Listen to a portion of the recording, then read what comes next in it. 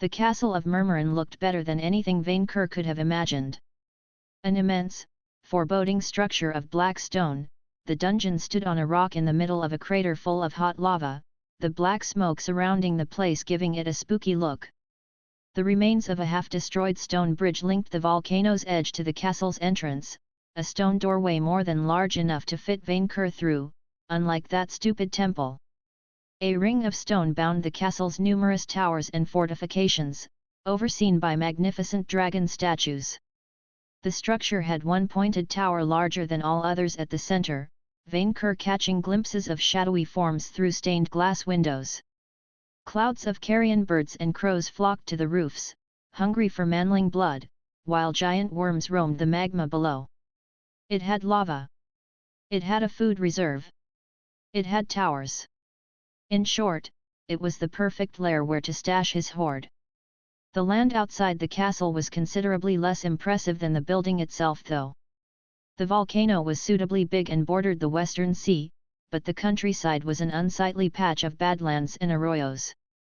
The soil was brown, flowers and plants scarce, while under the southern horizon, Vainqueur could see the beginning of an immense red sand desert. The remaining manlings had built a small village at the foot of the mountain, while the dragon noticed a few primitive encampments near the desert's border. Vainqueur would have preferred more than one village to supply him with cattle, but the castle made up for the poor neighborhood. Strange, he mused to himself, with his minions providing the audience. I can remember flying over this region 2 centuries ago, and it looked much greener. Not that the great dragon cared. He was already in a good mood, and a mere glance at his flying horde cheered him up. Manling Victor and the minions had created an ingenious device, a flying ship. By exhaling without igniting his breath, Vainqueur provided hot gas to fill a giant bag made of silk, paper and other stuff. Merchants from around the Alban Mountains gave them up when the dragon asked kindly. Somehow, when powered by his marvelous breath, the enormous balloon could lift even a ship. Working together, continuously in the case of the Kobones, who never slept, the minions created a wood ship, much smaller than the balloon, and which could carry the horde. The Kobones powered wooden helixes with pedal, allowing the ship to change direction thanks to a wheel operated by Manling Victor. Vainqueur had asked that the ship's bridge be open, so he could see his horde inside and catch any treasure flying overboard. It had taken the minions a good week to finish the ship and so the balloon while Vainqueur watched, but in the end, it worked out. While Manling Victor had worked on the ship's design, the kobolds had discussed other methods to fly the horde, which included, using stuff called magnets, strapping bird wings to chests, putting everything on throwing discs and then launching them above the mountains, and finding a magical bag which would make the horde tiny. Vainqueur had shot down that suggestion immediately. While the dragon had liked the winged chest idea the most, he was satisfied with the final result. No longer did he need to carry his gold the old-fashioned way. He only had to fly next to it and occasionally provide hot air. Good job, Minion Victor, Vainqueur congratulated his chief of staff, as he flew next to the ship. I am proud of being your master. Yet, I noticed the iPad's files held schematics for planes, so I thought maybe they had information on aircrafts, and I guessed a dragon's breath had to work on some sort of gas to catch fire. We aren't going to cross the Atlantic with that airship, but it will do for short distances. Only our chief of staff could access the true power of the apple of knowledge. Red chirped. And it worked on its first try. It flew on its first try after we crashed the 8 prototypes, Manling Victor pointed out. You know, I wouldn't have been able to design anything like this while back on Earth. The 11 intelligence points I gained since really showed there. Vainqueur didn't understand half of what they said, too happy to care. Minion, you will land my horde there after we are done with the introductions, the dragon pointed at a small, isolated valley, away from thieves. Sure, Minion Victor said, glancing at the castle while keeping the ship above the crater's edge. I'm pretty certain the owner must have seen us coming. Good, Vainqueur replied, hovering above the volcano's edge. What is his name again? Furibin. Minion, Announce my presence to that Furibon. Is your majesty really sure they want to do that? Manling Victor took a deep breath, then shouted towards the crater, his booming voice causing the crows to flee. Furibon. King Vainqueur Knightsbane, king of the Alban Mountains and greatest adventurer to ever live, wants to have a talk. Minion, do not forget great calamity of this age, Vainqueur chided his lackey. I worked hard on earning that one. So many princesses abducted, the dragon promised himself he would grab one after moving in. Unfortunately, the current owner teleported outside the castle before the minion could correct his mistake. Furibon the Lich was a skeleton, larger than that of most of the puny races, with a long serpentine neck and a manling-like skull. His bones seemed made of gold, the teeth of jewels, while the empty eye sockets shone with a bright, purple light. The creature wore expensive red and purple robes like living wizards, but while it had long, thin arms, it lacked legs. Magic alone allowed it to fly. And it had a nice crown, whom Vainqueur immediately wanted for himself. I wonder what is his level, let's use observe. Manling Victor's eyes widened. 58. The undead flew upward towards the dragon and his flying horde with a speed that rivaled Vainqueur's. The Lich stopped right in front of the ship's bridge.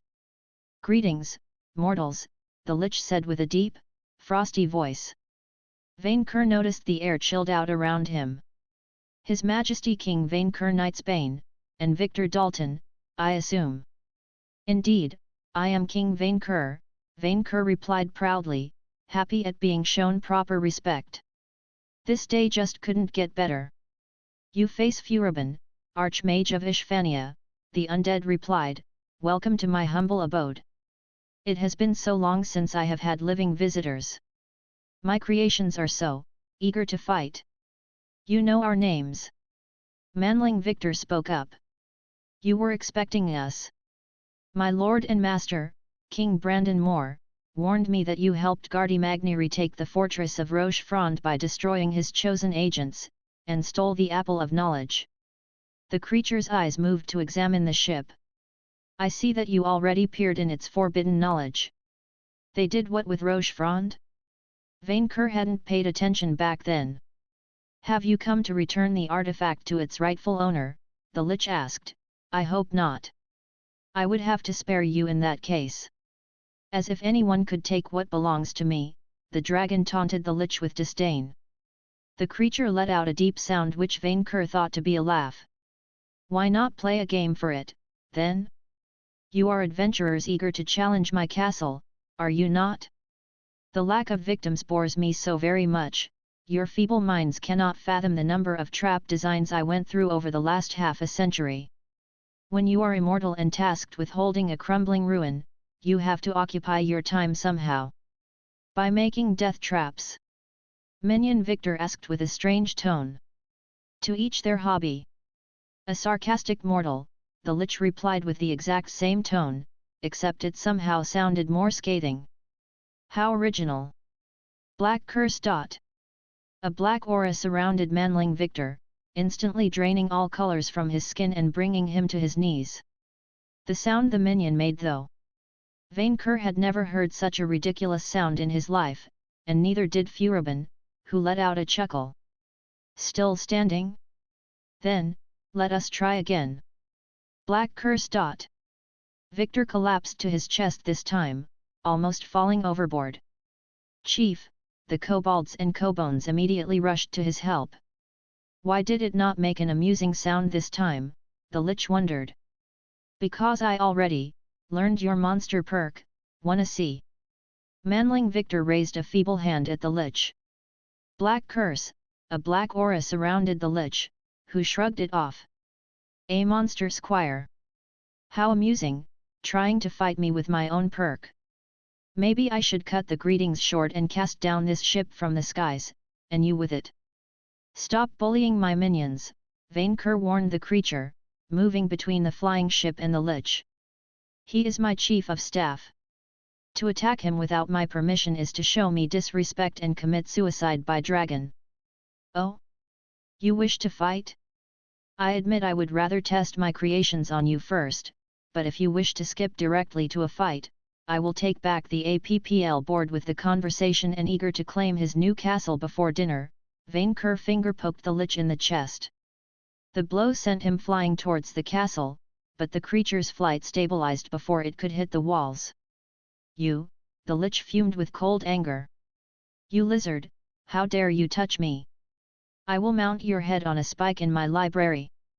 He survived the poke. The lich survived the poke. "How dare you survive the poke?" Vainqueur complained, raising 2 fingers. "Now I will have to use half my hand to destroy you." "Your Majesty, powerful undead are immune to critical hits," Minion Victor warned, regaining enough strength to speak up normally. "Use your breath." "Magic up," the lich rasped, shining with a crimson aura.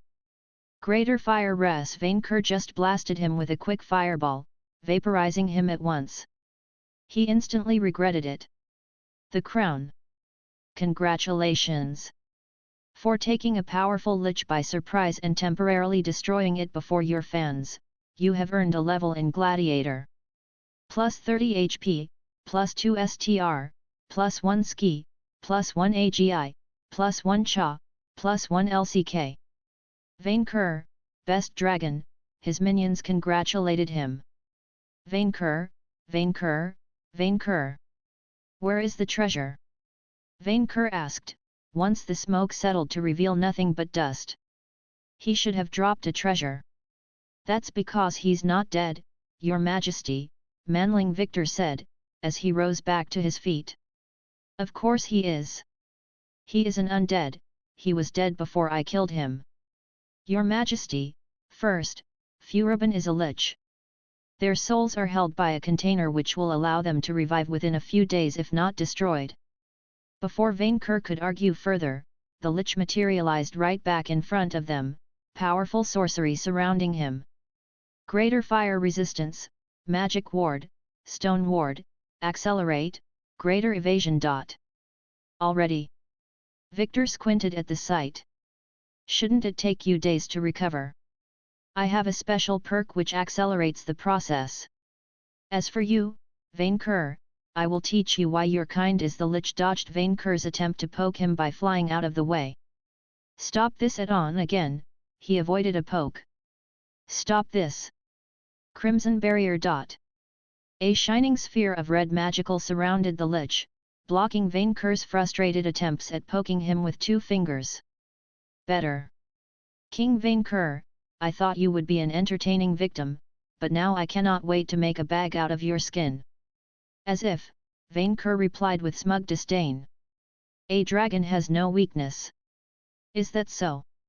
The lich flew to get a direct line of sight of Vainqueur's gold, on the ship's bridge. "Is that your hoard, King Vainqueur?" "No. Do you not dare throw my hoard in the lava? Throw that wealth in the lava." The lich chuckled. "Do you take me for an animal, Vainqueur Knightsbane? What kind of wasteful monster would throw such a hard-won hoard into magma?" Ah! Thank the elder Wirm, that undead was a civilized fellow." "I have a better idea in mind," the lich said, raising both hands and calling upon purple sparks of lightning. "Transmute gold to lead." Before Vainqueur's mind caught on, his entire hoard turned from beautiful gold to unshiny lead with a bright flash of dark magic. For a long, agonizing moment, the great Wirm was too shocked to compute the situation, his brain freezing inside his skull. "Boss? King Vainqueur? Your Majesty? Oh ho, I lived for centuries, and I never knew dragons could make that face. Minions, turn the balloon away. Let's get the hell out of here now." "But Chief, turn the damn balloon away." "Well, King Vainqueur, now that I have taken what you value most, why not make a deal? Return the apple to me at once, and I will change your gold back." Vainqueur's sight turned bloody red. "Attack up! Attack up! Attack up! Fire power up! Warning, berserk ailment! Ray-a-a-a-arg!" Vainqueur instantly blasted a giant fireball at the lich, a projectile big enough that the few manlings who witnessed the attack in the past mistook it for a meteor.